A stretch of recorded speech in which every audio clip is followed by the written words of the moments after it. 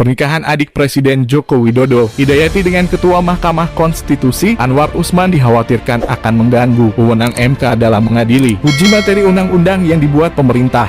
Koordinator Gerakan Indonesia Bersih ADI, M. Sardi yang sejak awal menolak wacana perpanjangan masa jabatan Presiden dan Presiden 3 periode, menjadi salah satu yang mengungkapkan kekhawatirannya itu. Baginya MK kini sudah memiliki kepanjangan yang lain.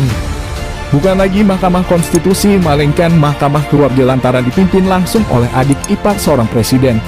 Artinya, semakin sulit bagi rakyat untuk menggugat peraturan atau undang-undang yang dirasa bertentangan dengan UUD 1945 ke MK, lantaran adanya faktor kedekatan keluarga tersebut.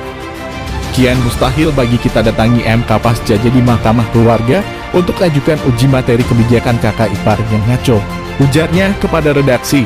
Sabtu 28 Mei 2022, termasuk untuk minta kepada adik ipar di MK agar cegah perpanjangan kekuasaan antil 3 periode. Sambung deklarator Koalisi Aksi Menyelamatkan Indonesia atau KAMI itu yang dipancarluaskan lewat akun Twitter pribadi.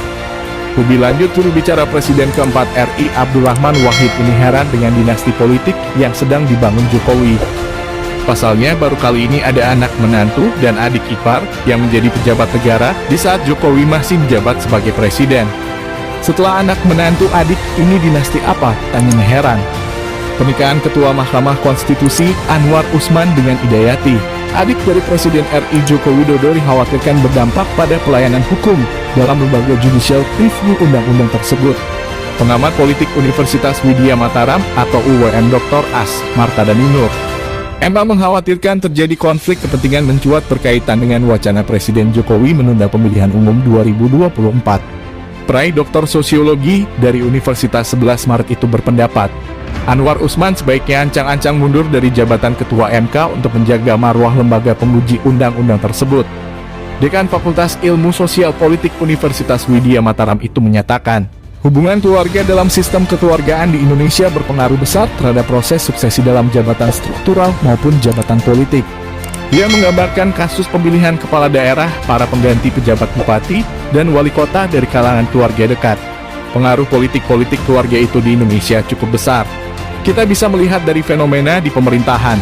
Bupati itu penggantinya melewati proses pilkada langsung, mereka itu ada istri atau anak dari bupati petahana, keponakannya, dan seterusnya. Di partai juga begitu kan. Kita lihat di partai-partai besar, tokoh-tokoh atau pejabat partai penting itu ada kaitannya dengan keluarga. Ini bisa ditegaskan betapa besarnya fungsi keluarga itu masuk di dalam politik, katanya. Prai Master dari Andara University menganalisis, keluarga di Indonesia memiliki fungsi memelihara, memproteksi baik aspek ekonomi, afeksi atau kasih sayang, maupun aspek sosial dan politik. Kondisi demikian berlaku dimanapun. Yang menjadi masalah, ketika fungsi keluarga sebagai proteksi aspek hukum, politik yang bersifat primordialistik, itu memiliki kekuatan pengaruh yang dahsyat, melebihi pengaruh hubungan personalitas terhadap restrukturisasi jabatan publik dan kepentingan politik.